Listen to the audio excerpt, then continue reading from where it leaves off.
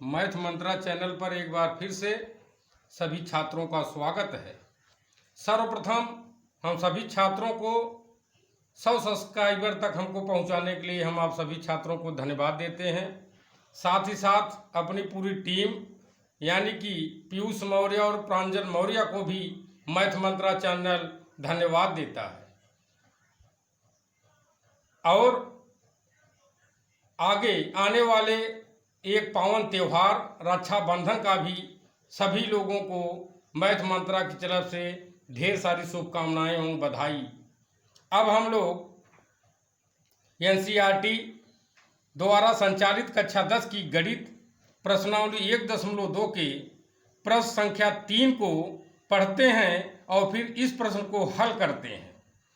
प्रश्न संख्या 3 में एक कह रहा है कि अभाज्य गुणनखंडन विधि द्वारा निम्नलिखित पूर्णांकों के एचसीएफ यानी कि महत्तम समापवर्तक और एलसीएम यानी कि लघुत्तम समापवर्त ज्ञात कीजिए।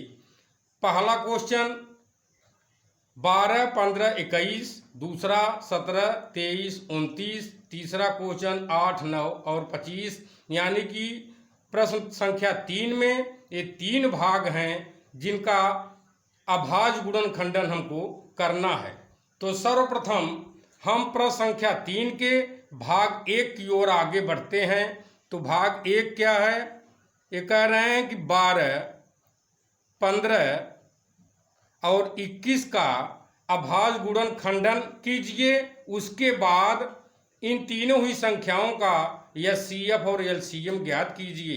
तो सबसे पहले हम लोग 12, 15, 21 लेते हैं।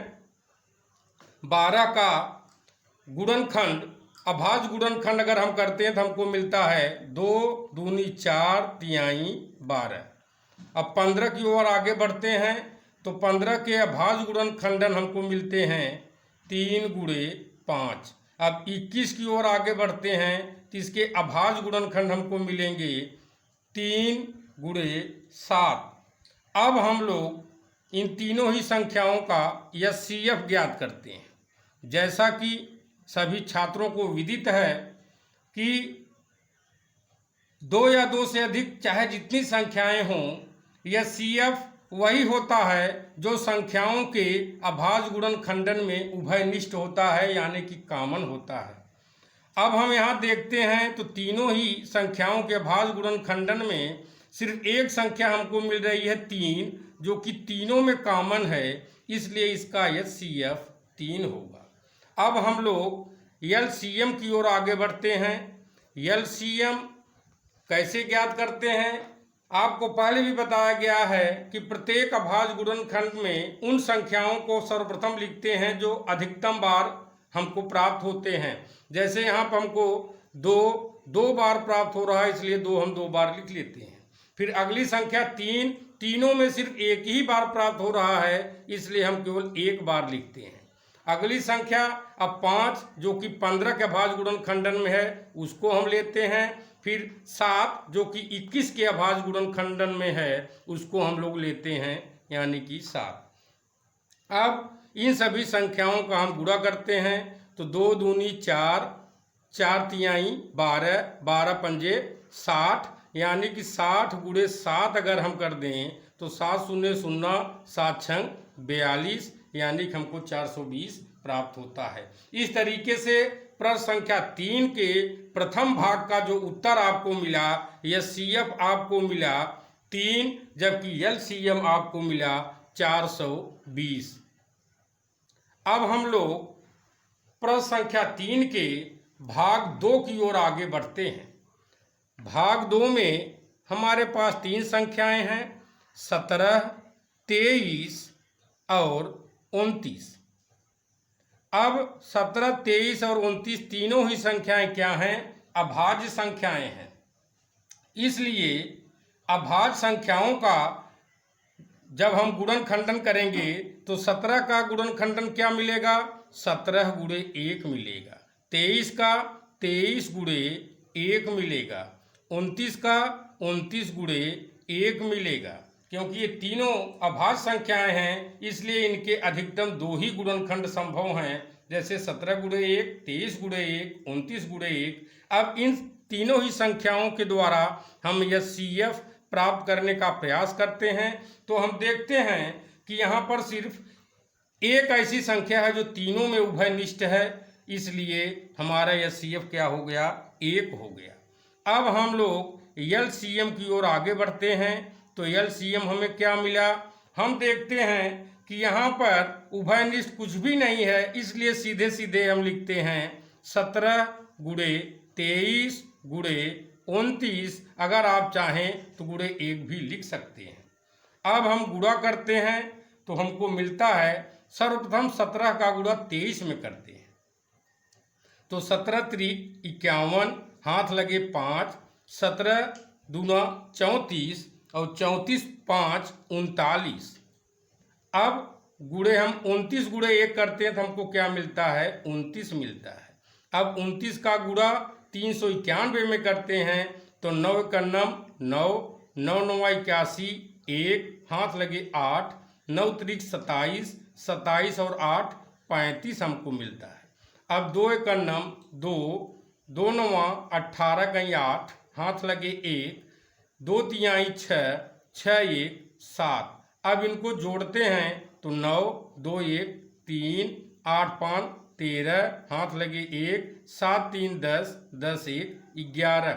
अतः 17 23 और 29 का HCF हमको मिला 1, जबकि LCM हमको मिला 11,339। तो यही हमारा उत्तर हुआ प्रश्न संख्या 3 के भाग 2 का। अब हम लोग प्रश्न संख्या 3 के भाग 3 को हल करने का प्रयास करते हैं। तो भाग 3 में हमारे पास संख्याएं कौन कौन सी हैं, 8 है, 9 है और 25 है।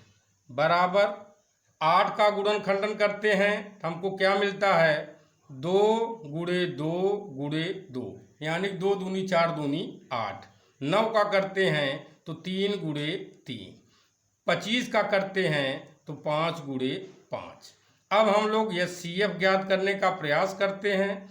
तो हम यहाँ देखते हैं तीनों ही संख्याओं के अभाज्य गुणनखंडन में हमको एक भी संख्या ऐसी नहीं मिल रही है जो कि उभयनिष्ठ हो, यानी कि तीनों में कॉमन हो। इसलिए हम क्या करते हैं, सबके साथ 1 का गुणा करते हैं।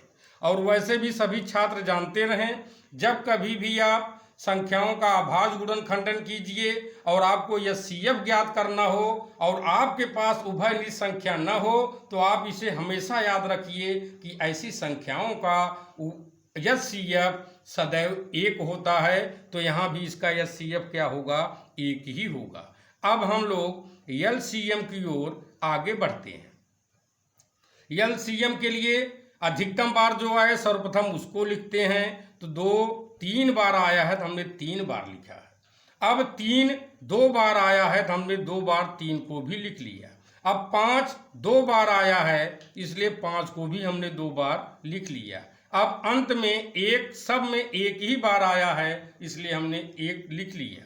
अब इसका गुणन करते हैं तो 2 दूनी 4 दूनी 8 यहाँ से हमने ले लिया, 5 5 25 हमने यहाँ से ले लिया और 3 त्रिका 9 गुणे 1 बराबर 9 हमने यहाँ से लिया। अब 25 8 क्या होता है, 200 होता है। और 200 में अगर हम लोग 9 से गुणा कर दें तो हमको 1800 प्राप्त होता है।